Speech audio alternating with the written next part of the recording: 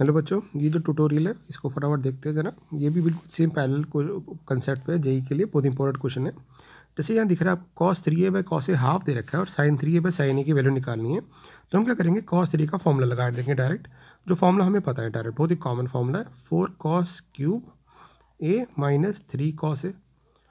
ये होता है cos 3 का फॉर्मूला। अब हम देख रहे हैं कि ऊपर से ना cos कॉमन लेके कट सकता है, तो हमने कॉमन लेके कैंसिल आउट कर दिया, तो ये बच गया 4 cos square a minus 3 equal to half, right. अब हमें क्या करना है, यहाँ पे 3 को हम इधर ले जाते हैं तो ये बन जाएगा 3 प्लस हाफ यानी 6 प्लस 1 7/2, और फिर 4 को नीचे ले जाएंगे तो ये बन गया 7/8। ठीक है, cos स्क्वायर की वैल्यू होगी 7/8। ठीक है, हम यहाँ रोक देते हैं। अब हमें यहाँ पे इसकी वैल्यू चाहिए, तो sin 3 का क्या फॉर्मूला होता है, तो हम कहेंगे sin 3 का फॉर्मूला हमें पता है, होता है 3 sin a, हम लिख देते हैं formula 3 sin a minus 4 sin cube है। तो यहाँ पे भी हम देखेंगे ऊपर से साइन कैंसल आउट होके कट रहा है, तो हमने यहाँ से साइन ऊपर से कॉमन लिया और कट गया, तो 3 माइनस 4 साइन स्क्वायर हो गया। अब हम देख रहे हैं कि बेटा यहाँ पे cos स्क्वायर की वैल्यू है और यहाँ साइन चाहिए, तो हम क्या करते हैं, तो इसको लिख देते हैं 1 माइनस cos स्क्वायर है, और फिर cos a की वैल्यू पुट कर देते हैं, तो ये बन जाएगा 3 minus 4 minus 1 plus 4 cos square है, और cos स्क्वायर a की वैल्यू है ये, तो ये आ जाएगा 7/2 माइनस 1, तो हमारा आंसर आ जाएगा 5/2। तो 5/2 इसका आंसर हो जाएगा। डायरेक्ट क्वेश्चन था। अगला क्वेश्चन इसी पे बेस्ड है। अब यहाँ पे मैं cos 3 और sin 3 का बस फॉर्मूला लगाना है, जो अभी हमने पिछले क्वेश्चन में लगाया। तो cos 3 का क्या फॉर्मूला होता है, इसका फॉर्मूला होता है 4 cos cube a minus 3 cos a, और ये cos अल्फ़ा ऊपर है ही, यहाँ पे भी लगा देते हैं, तो ये बन जाएगा sin cube alpha plus 3 sin alpha minus 4 sin cube alpha upon sin alpha. तो हम क्या देख रहे हैं, ये और ये बन जाएगा 1 माइनस 4 माइनस 3 और माइनस माइनस प्लस, तो ये बन जाएगा 3 cos alpha minus 3 cos cube alpha. ऐसे बेटा यहाँ बन जाएगा, देखो 3 sin alpha as it is, और 1 में से 4 गया तो माइनस 3 sin स्क्वायर अल्फ़ा हो जाएगा क्यूब। अब क्या करते हैं, ऊपर से साइन अल्फ़ा लेके कट रहा है, जैसे पिछले क्वेश्चन में कट गया था, तो यहाँ पे cos कॉमन लेके कट जाएगा, तो ये बचेगा 3 माइनस 3 cos स्क्वायर अल्फ़ा। यहाँ पे साइन कॉमन लेके कट जाएगा तो बचेगा 3 माइनस 3 sin स्क्वायर अल्फ़ा। अब 3 और 3 तो हो गया बेटा 6, और इसमें से अगर आप 3 कॉमन ले लोगे तो ये बन जाएगा sin square alpha plus cos square alpha, जो 1 होता है, तो यानी हमारा ओवरऑल आंसर आ जाएगा 6 माइनस 3 यानी 3, तो इसका आंसर हो जाएगा 3। ठीक है, ये जो क्वेश्चन है अगला, ये एक प्रॉपर्टी पे बेस्ड था, जो मैंने पहले क्लास में भी प्रूव करवाई थी और ट्यूटोरियल भी इसका अपलोड किया हुआ है, कि अगर हमारे पास कभी ऐसा बन जाता है कि a और b का सम 45 आ जाए, तो 1 प्लस 10a और 1 प्लस 10b जो होता है वो 2 होता है। ये एक बहुत इंपॉर्टेंट प्रॉपर्टी है, राइट। तो यहाँ पे आप इसको प्रूव भी कर सकते हैं, इसमें अगर आप टैन ले लें हो जाएगा, नहीं तो इस मेरे चैनल पे देखेंगे तो यहाँ पे मिल भी जाएगा।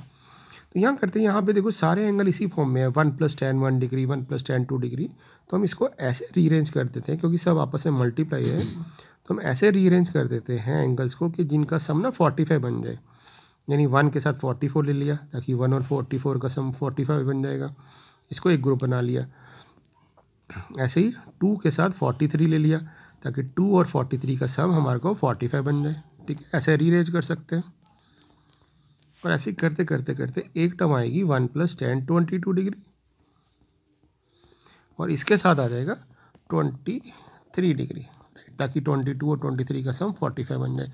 अब हम देख रहे हैं ऐसे 22 ग्रुप बन गए, 1 2, और ये करते करते 22, एक टर्म अकेली बच गई 1 + 10 45, और हमें पता है हर का आंसर 2 आ रहा है इस प्रॉपर्टी से, तो यानी पहले पार्ट का आंसर 2, दूसरे का आंसर 2, ऐसे करते करते कितने ग्रुप बन गए, तो हम कहेंगे 22 ग्रुप बन गए, तो 22 बार 2 मल्टीप्लाई कर देंगे। और ये जो ये टर्म है ये भी तो 2 ही दे रही है, 10 45 + 1, क्योंकि 10 45 1 होता है, यानी ओवरऑल आंसर 2 की पावर 23 बन गया। और ये कह रहा है इसका आंसर 2 की पावर n दिया हुआ था क्वेश्चन में, तो वो पूछ रहा है n क्या होगा, तो n हो जाएगा 23, तो हम कह देंगे n हो जाएगा हमारा 23। ठीक है, डायरेक्ट क्वेश्चन था। यहाँ पे भी देखो बेटा, अगर मैं आपसे पूछूँ, यहाँ 3 एंगल दिख रहे हैं आपको 50 40 10, ठीक है, तो 50 40 10 है, तो यहाँ पे भी क्या करना चाहिए हमें, एक एंगल जो मैक्सिमम है उसको ब्रेक कर लाना चाहिए बाकी दो में। और मैंने एक प्रॉपर्टी बताई थी कि जब भी ऐसा कुछ हो कि एक एंगल बाकी दो को सम है, तो tan ऑफ बिगर एंगल यानी tan A minus tan of smaller two angle जो होता है वो हो जाता है tan of the three angles, tan 50 tan 40 tan 10 degree. याद है कि प्रॉपर्टी करी थी हमने क्लास में, और ऐसे मैंने क्वेश्चन भी अपलोड किए थे। तो बस यही करना है आपको, tan 10 डिग्री उधर ले जाओ, क्योंकि हमें क्वेश्चन में tan 50 माइनस tan 40 डिग्री चाहिए। tan 10 डिग्री कॉमन ले लेते हैं इसमें से और इसमें से, तो बन जाएगा 1 प्लस tan 50 डिग्री और tan 40 डिग्री। ठीक है, अब इसको नीचे ले जाते हैं, तो हमारे पास आ जाएगा tan 50 degree minus tan 40 degree divided by tan degree, और यहाँ बचेगा 1 प्लस tan 50 tan 40। आपको पता है ये दोनों एंगल कौन से हैं, ये कॉम्प्लीमेंट्री एंगल है। तो कॉम्प्लीमेंट्री मतलब जिनका सम 90 बनता है। तो हम एक को लिख देते हैं tan 90 माइनस 50, और tan 90 माइनस 50 कितना हो जाएगा, cot 50। तो इसको लिख देते हैं tan 50 cot 50, और tan A into tan A into cot A हमारा 1 हो जाता है, क्योंकि दोनों एक दूसरे के रेसिप्रोकल होते हैं। तो 1 प्लस 1 हो जाएगा हमारे पास 2 आंसर आ जाएगा इसका, है ना, 2 आंसर आ जाएगा इसका। अब चलते हैं अगले क्वेश्चन की तरफ। ये क्वेश्चन था वही वाला जो मैं कह रहा था आपको कि एक एंगल बाकी दो का सम है। तो यहाँ पे भी हम क्या करेंगे बेटा, 3A को लिख देंगे 2A प्लस A, और ये प्रॉपर्टी वही है, बस मैं प्रूव करके दिखा देता हूँ। तो इसमें हम दोनों साइड tan ले लेंगे, तो ये बन जाएगा tan A plus tan B upon 1 minus tan into tan B। अब आपको क्या करना है बेटा, यहाँ पे क्रॉस मल्टीप्लाई कर देना है। तो tan 3A इंटू 1 हो जाएगा tan 3A, tan 3A into tan 2A into tan A, ये सब आपस में मल्टीप्लाई हो जाएंगे, और राइट साइड की जो टर्म है वो एज इट इज रह जाएगी। अब आप क्या देख रहे हो, हमें सिर्फ रीअरेंज करना रह गया, सब कुछ प्रूव हो चुका है ना। ये दो टर्म इधर चली जाएंगी, तो यहाँ पे हमारे पास आ जाएगा tan 3A minus tan 2A minus tan A, और ये जो तीन टर्म मल्टीप्लाई हो रही हैं आपस में, ये एक साइड है तो यहाँ आ जाएंगी। तो इस प्रॉपर्टी की मैं बात कर रहा था कि जब भी हमारे पास ऐसा कोई क्वेश्चन हो जिसमें तीन एंगल आ रहे हों, एक एंगल बाकी दो का सम हो, तो tan of the bigger angle minus tan of the smaller two angle is equal to tan of all the three angles. ये हमारे को प्रॉपर्टी याद रखनी है। अगला क्वेश्चन हमारा डायरेक्ट है, इसमें सिर्फ हमें क्या करना है, tan A प्लस बी का फॉर्मूला लगाना है, tan A माइनस बी का फॉर्मूला लगाना है। tan A प्लस बी का फॉर्मूला याद है आपको क्या होता है, tan A यानी tan 60 which is √3 plus tan B यानी tan theta upon 1 minus tan A tan B। tan 60 यानी tan √3 हो जाएगा इंटू tan थीटा। यहाँ पे भी सेम लगा देते हैं, तो tan A यानी tan 60 minus tan B upon 1 plus tan A tan B। अब आपको कुछ नहीं करना, आप ना पहले इन दोनों में एलसीएम ले लो। तो जैसे ही मैं इन दोनों का एलसीएम लूँगा, तो ये बन जाएगा a minus b a plus b यानी a square minus b square, तो 1 माइनस tan स्क्वायर थीटा बन जाएगा। अब यहाँ क्रॉस मल्टीप्लाई कर दो, पहले 1 दोनों से मल्टीप्लाई होगा तो हो जाएगा √3 plus tan theta plus √3 into √3 3 tan theta plus √3 tan theta, right. अब जब हम इन दोनों का मल्टीप्लाई करेंगे तो इसको हम अलग कलर से लिख देते हैं। ये बन जाएगा 1 into √3 negative √3 minus √3 minus minus plus हो जाएगा, ये प्लस √3 tan थीटा, फिर 1 मल्टीप्लाई होगा तो प्लस tan थीटा, और फिर माइनस माइनस प्लस और एक और माइनस है तो माइनस √3 tan स्क्वायर थीटा, ये भी स्क्वायर है। तो ये टर्म कट गई, √3 कट गया, तो आपके पास बचा 1 tan थीटा और 3 4 4 और 4 8 tan थीटा।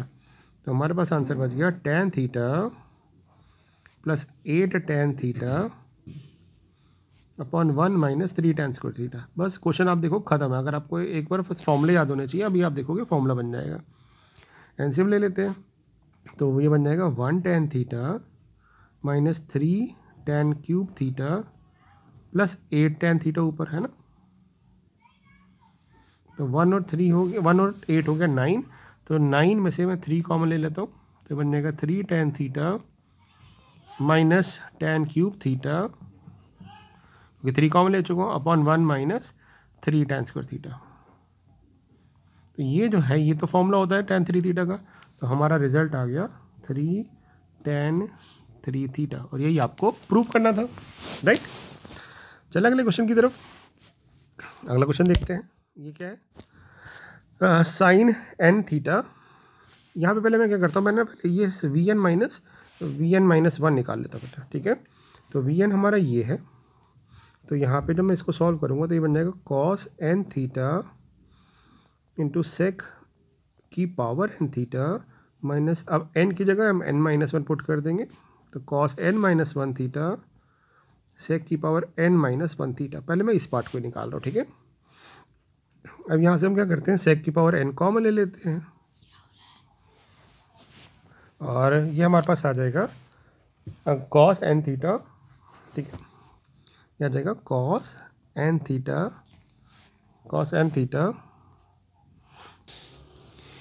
ओके। तो यहाँ पे मैंने सेक n कॉमन लिया है, तो ये पूरा कॉमन आ जाएगा, यहाँ बचेगा कॉस n माइनस 1 थीटा।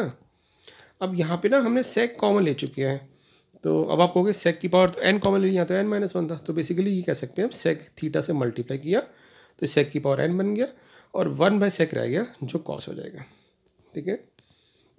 अब हम क्या करें, तो हम क्या देख रहे हैं बेटा, यहाँ पे कॉस ए कॉस बी का फॉर्मूला लगा सकते हैं। क्या फॉर्मूला लगा सकते हैं, तो हम कहेंगे फॉर्मूला होता है हमारे पास 2 कॉस ए कॉस बी का होता है, तो हमने क्या किया 2 से मल्टीप्लाई डिवाइड कर दिया।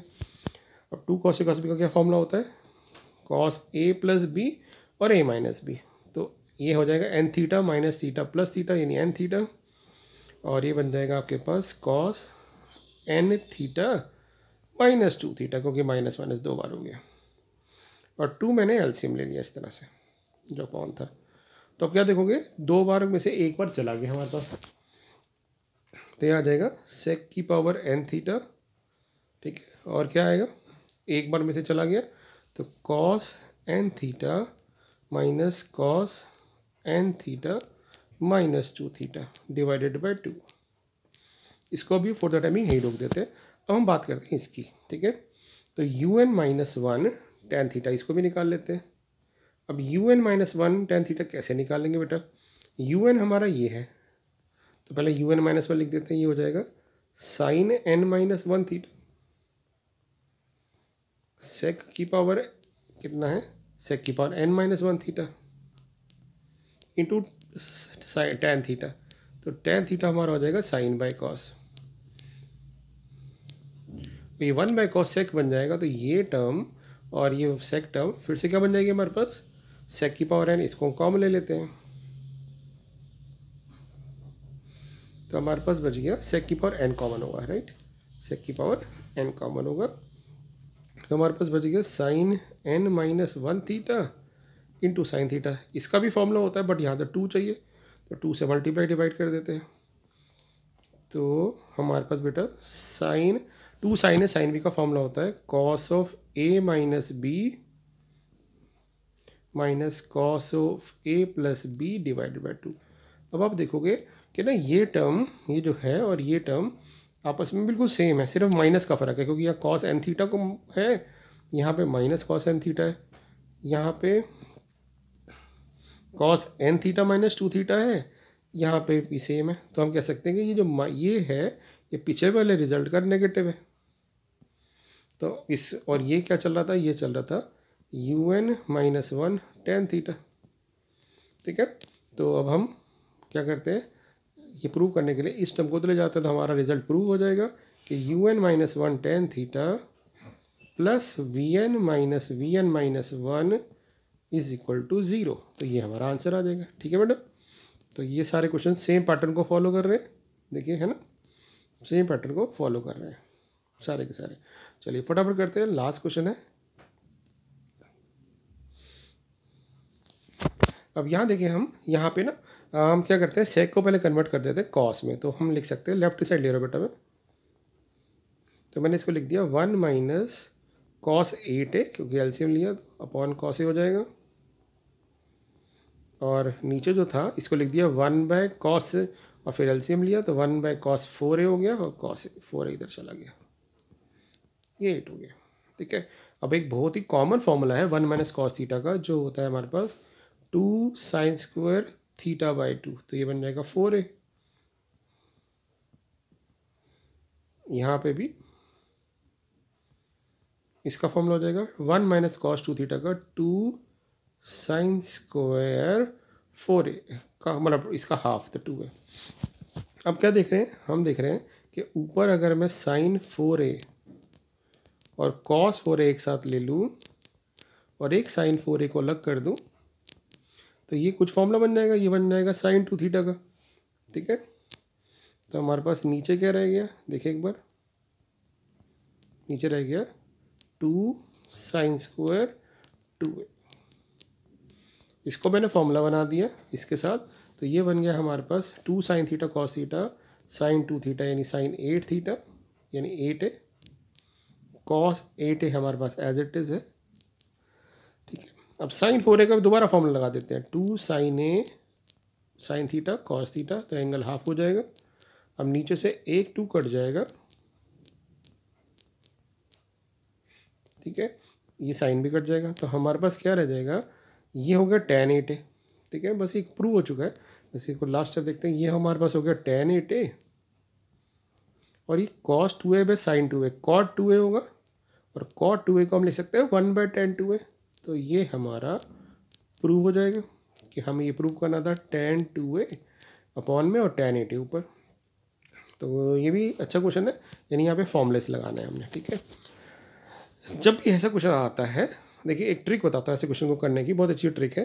देखिए यहाँ पे कोई थीटा मेंशन नहीं है, ठीक है, तो थीटा अगर मेंशन नहीं है तो हम थीटा को पुट करके देख लेते हैं। तो मैंने क्या किया, आसानी के लिए ना थीटा को 0 डिग्री पुट कर दिया इस क्वेश्चन में।